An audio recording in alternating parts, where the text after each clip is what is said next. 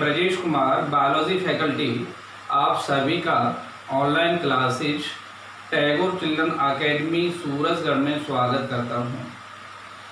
बच्चों, इससे पहले वाले वीडियो में मैंने आपको सबफाइलम यूरोकॉर्डेटा या उसी का दूसरा नाम बताया था ट्यूनिकेटा के बारे में बताया था। मैंने आपको बताया था कि जो कॉर्डेट होते हैं इनको हम कपाल की उपस्थिति के आधार पर दो समूह में बांटते हैं। एक ग्रुप होता है एक क्रेनिएटा जिनमें कपाल नहीं पाया जाता, और दूसरा ग्रुप होता है क्रेनिएटा जिनमें कपाल पाया जाता है। तो एक क्रेनिएटा में मैंने आपको बताया था दो सबफाइलम आते हैं, जिसमें एक नाम आपको दिया गया था यूरोकॉर्डेटा, जो कंप्लीट हो गया पहले वाले वीडियो में, और आज अपन लेंगे सबफाइलम सिफेलोकॉर्डेटा। कौन सा सबफाइलम? सिफेलोकॉर्डेटा। ठीक है, तो देखिए सिफेलोकॉर्डेटा को जब हम यहाँ एक्सप्लेन कर रहे होते हैं तो इसमें हमें कैरेक्टर्स जब लेने होते हैं तो यहाँ पर भी आप बता सकते हो। जो पहला ही कैरेक्टर आपको बताना है उसमें सबसे पहले हम कह रहे होते हैं ये समुद्रवासी होते हैं। यूरोकॉर्डेटा में भी मैंने आपको यही बताया था कैसे होते हैं, समुद्रवासी होते हैं।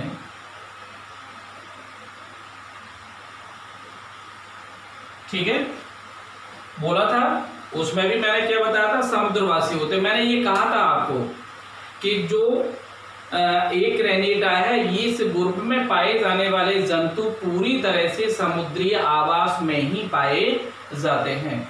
तो यहाँ पर क्या बोलना पड़ेगा कि ये कहाँ पर रहते हैं? समुद्री जल में रहते हैं। तथा कैसे होते हैं? एकल होते हैं। एकल होते हैं।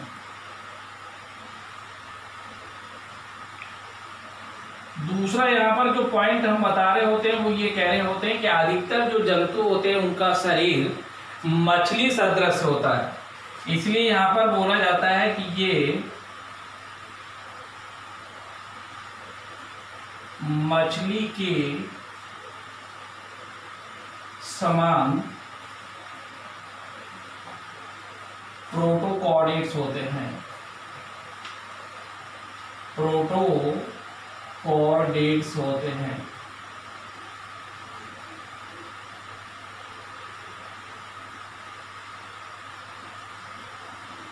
ठीक है, तीसरा पॉइंट, इनका शरीर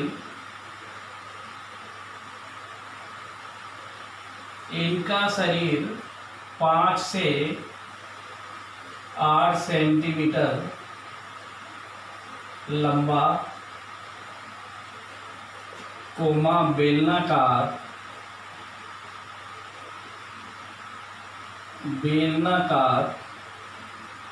तथा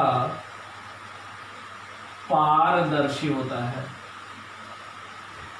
पारदर्शी होता है। ठीक है ना? कैसा बताओगे? शरीर कैसा होता है? लंबा होता है, बेलनाकार होता है और पारदर्शी होता है, ट्रांसपेरेंट होता है। ठीक है ना? आगे देखिए हम कह रहे होते हैं ये समुद्र में रेत में बिल बनाकर रहते हैं। रेत में बिल बनाकर रहते हैं, अर्थात बरोइंग होते हैं। बरोइंग मीन्स बिलकारी, अर्थात बिलकारी होते हैं, बरोइंग होते हैं, बिलकारी होते हैं। बिलकारी का मतलब होता है बरोइंग होते हैं। किस में रहते हैं? बिल में। ये जो सैंडी सॉइल होती है जो सैलो वाटर होता है या जो छिछला पानी होता है उसमें ये सैंडी सॉइल के अंदर बरो बनाते हैं, बिल बनाते हैं और उस बिल के अंदर रहते हैं। रात्रि के समय बिल से बाहर निकल करके सक्रिय अवस्था में इन्हें तैरते हुए देखा जाता है, इसलिए इनको रात्रिचर या नॉकटर्नल भी कहा जाता है। ठीक है ना। नंबर 5 में कह रहे होते हैं ये रात्रिचर होते हैं,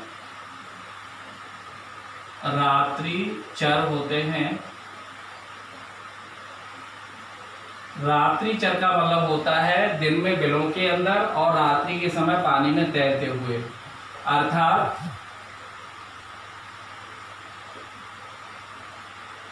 रात्रि में बिलों से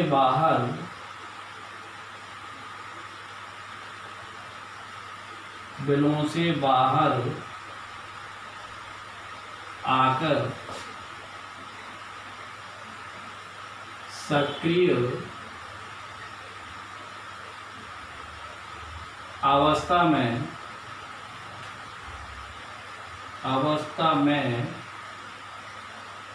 तैरते हुए पाए जाते हैं।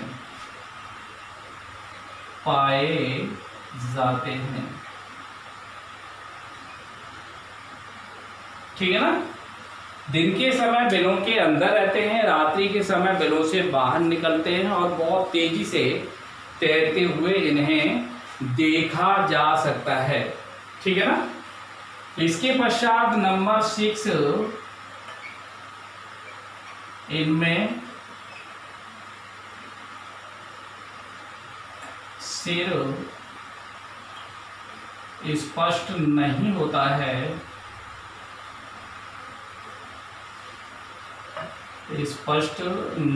होता है, अगर आप चाहो तो कह सकते हो कि इनमें सिर नहीं पाया जाता, अर्थात शरीर धड़ का मतलब होता है ट्रंक एवं पुच्छ में बटा रहता है,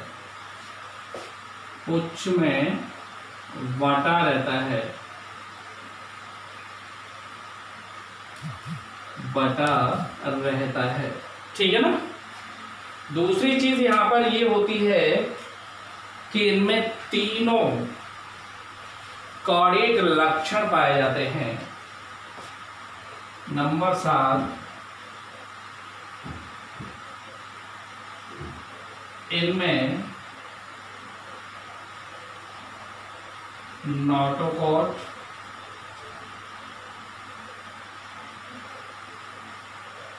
तथा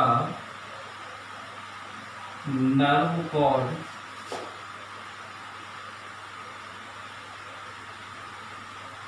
अग्र से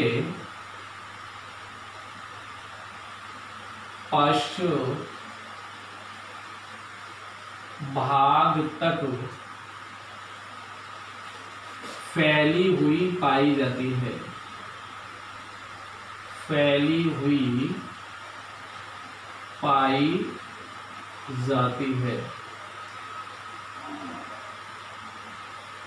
अगर आप चाहो तो ये भी कह सकते हो कि इनमें तीनों कॉर्डेट कैरेक्टर्स उपस्थित होते हैं, अर्थात इनमें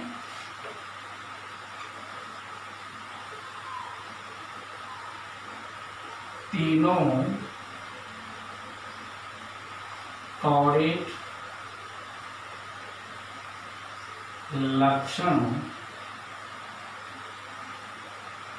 पाए जाते हैं,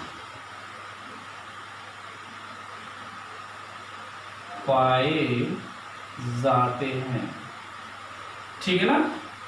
तीनों ही इनमें कॉर्डेट कैरेक्टर होते हैं। अब देखिए इसके पश्चात हम कह रहे होते हैं कि इनमें जो पेशियां होती हैं,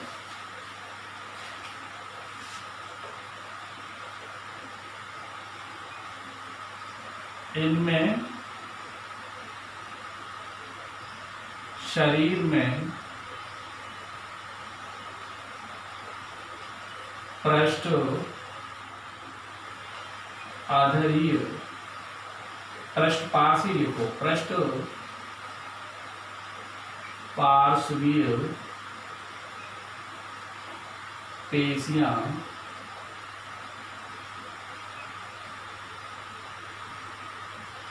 पाई जाती हैं।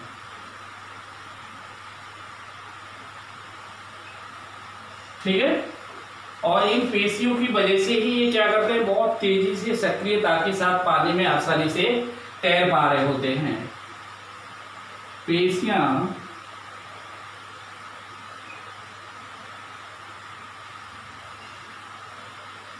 खंडीय होती हैं, खंडीय का मतलब है बटी होती हैं, खंडीय होती हैं। ठीक है, कैसी होती, सेगमेंटेड, जिन्हें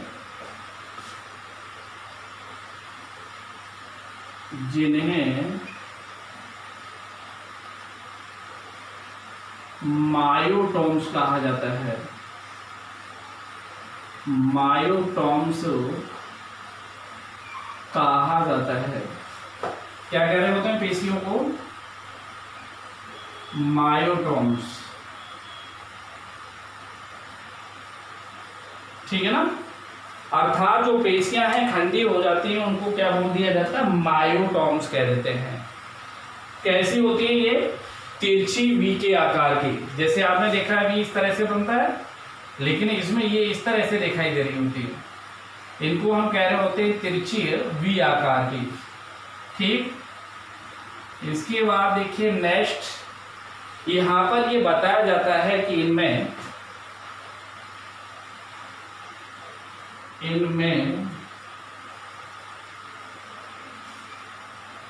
श्वसन शरीर की सामान्य सतह द्वारा होता है, सामान्य सतह द्वारा होता है। ठीक है ना, विशेष प्रकार के श्वसन अंग नहीं पाए जाते, विशेष प्रकार के श्वसन अंग नहीं पाए जाते, नहीं पाए जाते। ठीक है ना, जो जनरल बॉडी सरफेस है उसी से क्या होता है, श्वसन होता रहता है। इनमें विशेष प्रकार के श्वसन अंग नहीं होते हैं। ठीक है, इसके बाद बात आती है उत्सर्जन की। इनमें उत्सर्जन के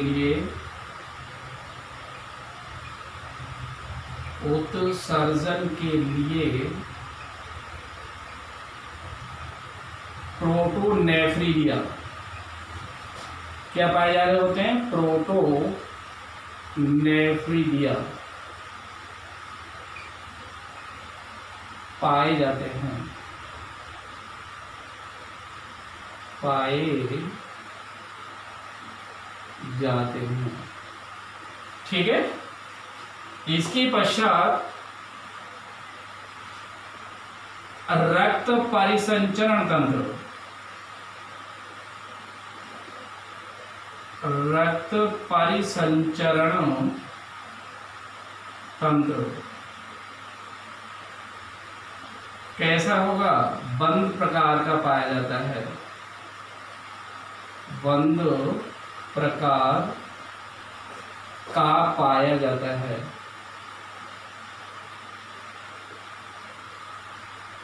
ठीक है ना,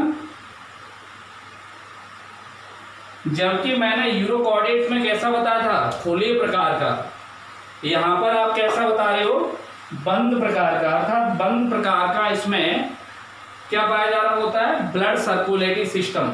ठीक है, लेकिन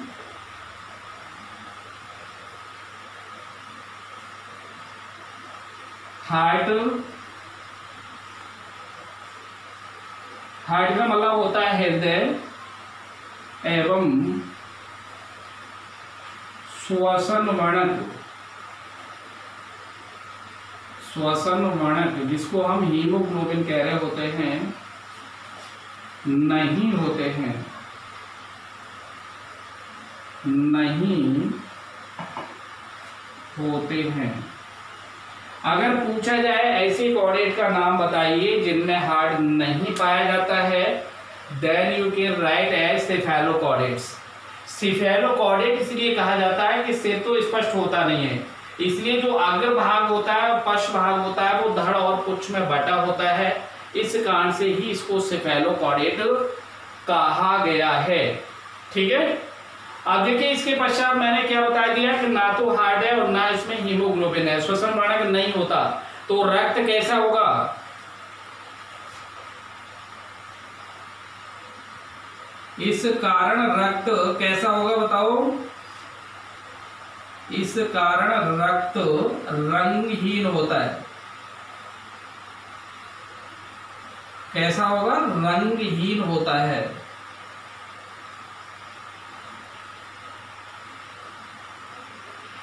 ठीक है, अब देखिए जब यहां पर हम रक्त की बात कर रहे होते हैं तो इसमें एक तो क्या होती है जिसको हम कह रहे होते हैं पृष्ठ महाधमनी, वो तो क्या करती है? रुधिर का वितरण कर रही होती है, और जो आधार महाधमनी होती है वो क्या करती है? रुधिर को कलेक्ट करती है, रुधिर को इकट्ठा करती है, रुधिर को एकत्रित करती है। ठीक है ना। इसके पश्चात इसमें हम बता रहे होते हैं प्राणी या जंतु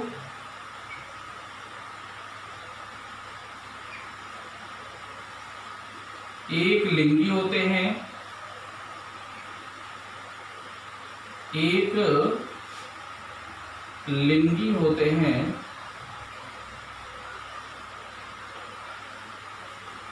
जनन खंडों में होते हैं, में होते हैं,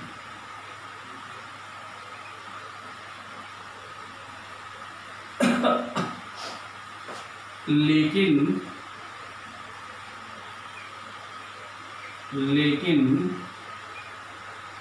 जनन वाहिनियां नहीं पाई जाती, जनन वाहिनियां नहीं पाई जाती, नहीं पाई जाती। जनन वाहिनियों का मतलब होता है जो जनन इकाइयों को ले जाने वाली संरचनाएं होती हैं, उनको क्या कह रहे होते हैं? जनन वाहिनियां कह रहे होते हैं। ठीक है, क्लियर हुआ। अब देखिए जंतु एक लिंगी होते हैं, लेकिन यहां पर क्या बोला जाता है? निषेचन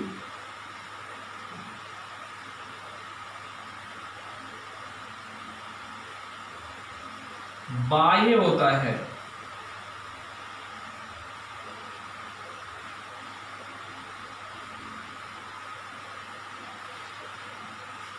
भ्रूणीय परिवर्धन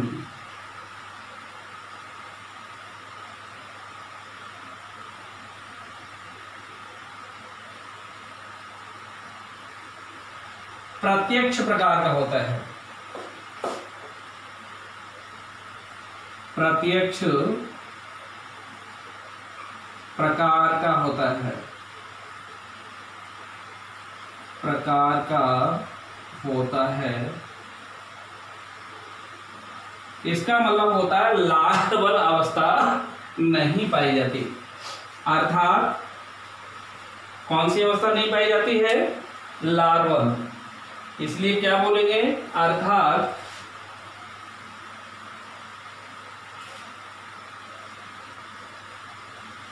लार्वल अवस्था नहीं पाई जाती, अवस्था नहीं पाई जाती।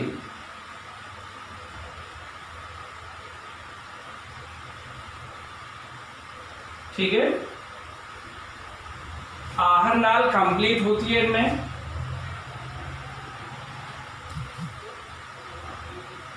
आहर नाल पूर्ण होती है,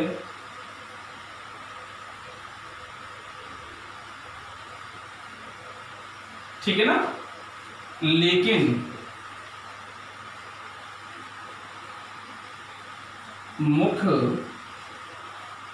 द्वार के चारों तरफ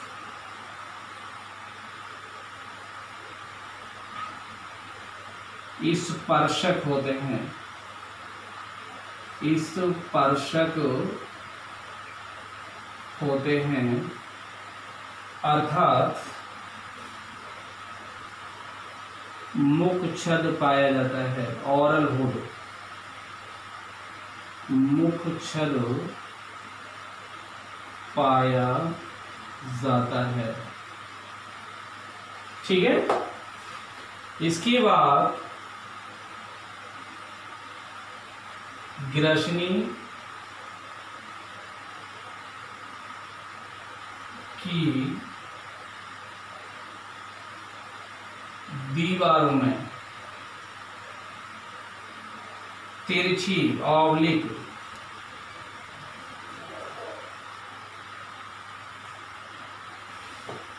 क्लोन दरारें पाई जाती हैं, गिल्स क्लोन दरारें पाई जाती हैं, ठीक है ना। क्या पाई जा रही होती है? क्लोन दरारें पाई जा रही होती हैं। अब देखिए ये जो पॉइंट है, इसी में हम आगे ये भी बता सकते हैं कि जितने भी इसमें पाए जाने वाले जंतु होते हैं वो सारे के सारे कैसे होते हैं? पक्षमाभी होते हैं, सीलियरी फीडर होते हैं। कैसी विधि पाई जाती है भोजन की? इनमें पक्षमाभी विधि पाई जाती है। अर्थात हम यहाँ पर कह रहे होते हैं इन जंतुओं में भोजन की पक्षमाभी विधि पाई जाती है, पक्षमाभी विधि पाई जाती है,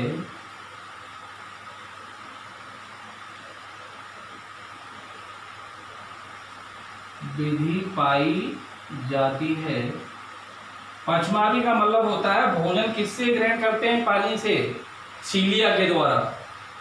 और ये भोजन में किसको ग्रहण करते हैं? ये भोजन में डाई एटम्स, छोटे छोटे जो कण होते हैं भोजन के, कोमा डेस्मिड्स तथा सूक्ष्म जीव, माइक्रो ऑर्गेनिज्म, माइक्रो ऑर्गेनिज्म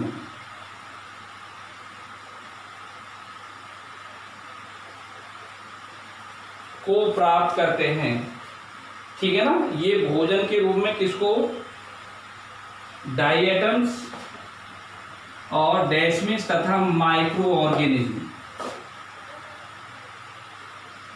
ये भोजन के रूप में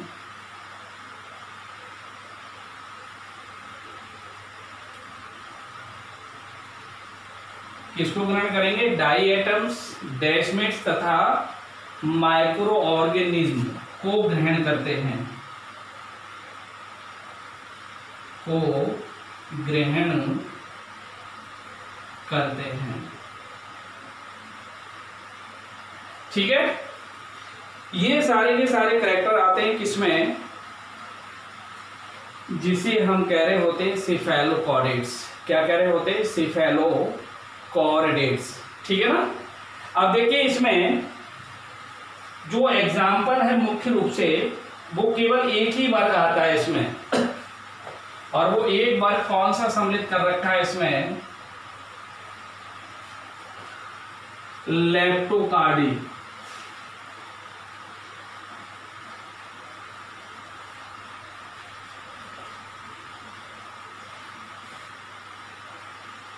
यहां पर हम बता रहे होते हैं सेफेलोकॉर्डेट में केवल एक ही वर्ग आता है,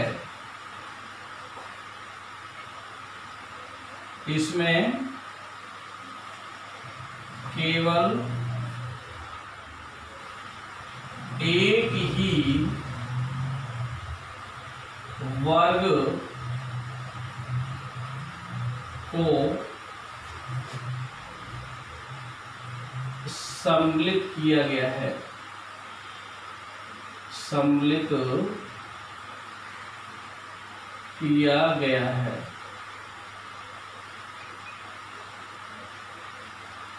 ठीक है ना, जिसे लेप्टोकार्डी कहते हैं, जिसे लेप्टोकार्डी कहते हैं, लेप्टोकार्डी कहते हैं।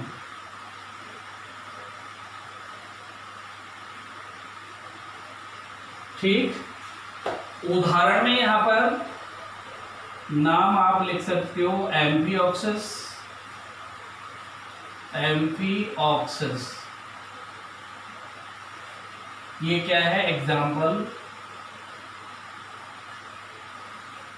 एम्फी का मतलब होता है बोथ, ऑक्सस का मतलब होता है नुकीला, अर्थात इसके दोनों जो सिरे होते हैं वो नुकीले होते हैं एम्फीऑक्सस के। इसलिए अगर चाहें तो हम इनको लेंस लेड भी कह रहे होते हैं। क्या कह रहे होते हैं, लेंस लेड। लेंस लेड का मतलब होता है दुधारी छुरी। छुरी आपने देखा होगा दोनों किनारों पर कैसी होती है, साथ। या फिर इसका जो टेक्निकल नाम है आप चाहो तो क्या दे सकते हो, ब्रांकियोस्टोमा, ब्रांकियोस्टोमा।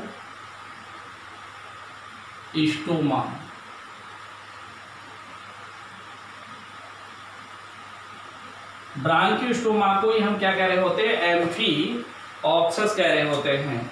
और इसमें पाया जाने वाला जो नोटोकॉर्ड है, after getting the maturation will not convert into backbone, अर्थात रीढ़ की हड्डी में नहीं बदलता है। इसलिए इन पृष्ठवंशी को कभी भी हम क्या नहीं कह सकते, कशेरुकी नहीं कह सकते।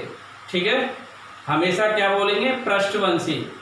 जबकि मैंने ये कहा था कि जितने भी कशेरुकी होते हैं वो सारे के सारे पृष्ठवंशी होते हैं, लेकिन सभी पृष्ठवंशी कशेरुकी नहीं होते, क्योंकि कशेरुकी उसी को बोला जाता है जिनमें बैकबोन या रीढ़ की हड्डी बन जाती है, और जिनमें रीढ़ की हड्डी नहीं बन जाती उनको हम पृष्ठवंशी कह रहे होते हैं। सामान्य भाषा में ये बोला जाता है कि जो पृष्ठवंशी होते हैं और कशेरुकी होते हैं ये दोनों समान हैं। लेकिन देखिए यहाँ पर अंतर आप समझ लीजिए कि जो पृष्ठवंशी है उनमें आवश्यक लक्षण है भ्रूणी अवस्था के दौरान, और इसके बाद जो नोटोकॉर्ड है वो रीढ़ की हड्डी में जब बदल जाती है तो वो कशेरुकी या वर्टिब्रेट कहलाने लगते हैं। तो यहाँ पर अगर हम ब्रांकियोस्टोमा की बात करें तो इसमें जो नोटोकॉर्ड है थ्रू आउट द लाइफ कैसी होती है, परसिस्ट होती है, उसी अवस्था में बनी रहती है। नोटोकॉर्ड से रीढ़ की हड्डी नहीं बनती, इसलिए ब्रांकियोस्टोमा को हम कॉर्डेट तो कह सकते हैं, वर्टिब्रेट कभी भी नहीं कहेंगे। क्लियर हो गया। तो इस आधार पर हम ये कह रहे होते हैं कि वर्टिब्रेट सारे कैसे होते हैं, कॉर्डेट, लेकिन सभी कॉर्डेट वर्टिब्रेट नहीं हो सकते क्योंकि उनमें रीढ़ की हड्डी नहीं बनी है। तो ये एक्सेप्शन है, अपवाद है। ठीक है ना। अब देखिए इसके पश्चात हम अगर इसका डायग्राम बना के देखें तो ये जो एनिमल है बिल्कुल इस तरह से दिखाई दे रहा होता है।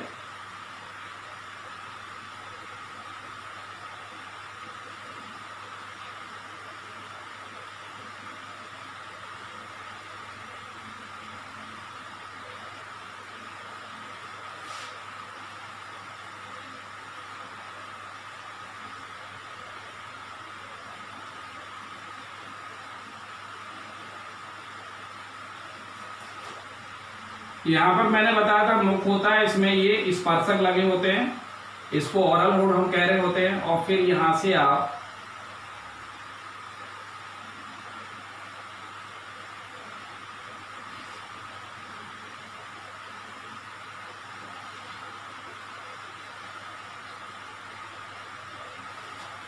इसको देखिए यहाँ सेगमेंटेड कर सकते हो। यहाँ पर इसमें ये एनस निकला रहता है और देखिए यहाँ से अगर देखोगे तो ये यहाँ पर भी बॉक्स बन जाता है। एक ये बॉक्स यहाँ पर बना होता है ऊपर बिल्कुल इसके,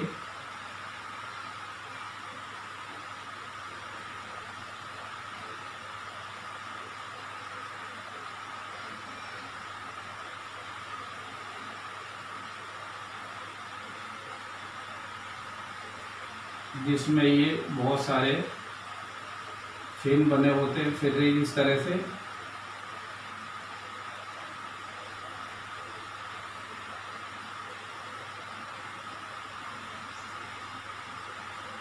क्या बने होते हैं? Film rays. यहाँ पर भी ये फिर रेज बन जाते हैं।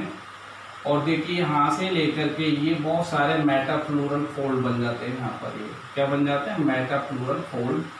और इसमें देखोगे तो इस तरह से ये मैंने बताया था ना, पेशियाँ कैसी होती हैं, जो बी होती है उसकी आकार की, तिरछी बी के आकार की, इस तरह से ये पेशियाँ इनमें बन जाती हैं, जो कैसी होती हैं? तिरछी बी की आकार की। और इनके कारण ही ये मजबूती के साथ तैरता रहता है।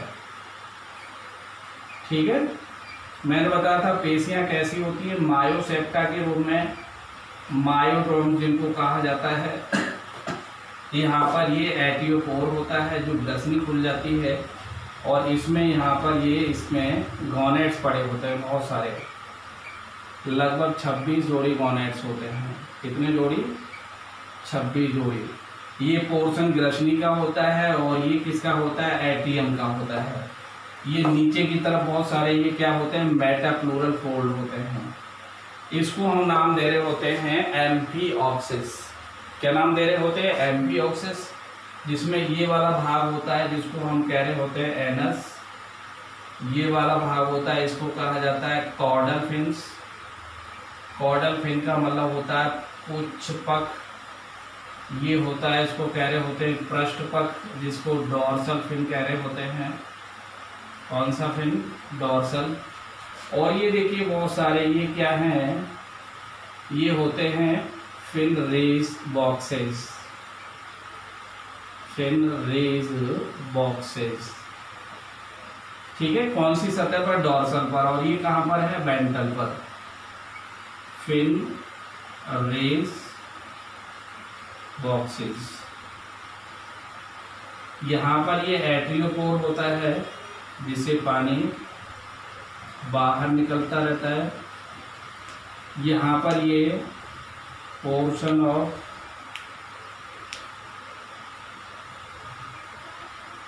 एटियम होती है, एटियम कैविटी। ये पोर्शन ऑफ फेरिंग्स, जिसको हम ग्रसनी कह रहे होते हैं। और ये देखिए मेटाफ्लोरल फोल्ड होते हैं, मेटाफ्लोरल फोल्ड्स। और ये जो गोल गोल बहुत सारे दिखाई दे रहे हैं ये होते हैं गॉनेट्स। क्या कहना होते हैं इनको? जनन। ठीक है, और इनमें जनन वाहिनियाँ नहीं होती। जब इनमें जनन कोशिकाएं बन जाती हैं तो वो यहाँ आ जाती हैं, यहाँ से इसके द्वारा जल में निकल भी जाती हैं। इसलिए बताया जाता है कि इनमें बाह्य निषेचन होता है। ये होते हैं टेंटिकल्स। टेंटिकल्स का मतलब होता है स्पर्शक। और ये होता है ओरल हुड, जिसको मैंने लिखा है मुख छद्म। हुड का मतलब होता है चौड़े फन जैसा दिखाई दे रहा होता है, इसलिए इसको ओरल हुड कह देते हैं। ठीक है, और ये देखिए यहाँ पर क्या होती है? सारी मायोटॉम्स। मायोटॉम्स का मतलब होता है पेशी खंड। और ये बीच में जो सेप्टा होते हैं इनको मायोसेप्टा बोलते हैं। क्या कह रहे होते हैं, मायोसेप्टा। सेप्टा का मतलब है बीच में इनके दीवार, तभी तो ये एक दूसरे से अलग दिखाई दे रही होती है। ठीक है ना, क्लियर हो गया। ये जो जंतु यहाँ पर बना हुआ है, इस जंतु को ही हम क्या नाम दे रहे होते हैं, एम्फियोक्सिस, या इसी का दूसरा नाम क्या होता है, ब्रांकियोस्टोमा। क्या होगा, ब्रांकियोस्टोमा। ठीक है, सिर इसमें होता नहीं है, तो ये पूरा भाग क्या हो जाएगा, धड़ हो जाएगा, और ये क्या हो जाएगी, पुच्छ हो जाएगी। तो मैंने क्या बताया था कि जंतु का जो शरीर है वो धड़ और किस में बटा रहता है, पुच्छ में बटा रहता है। ठीक है ना, ओके।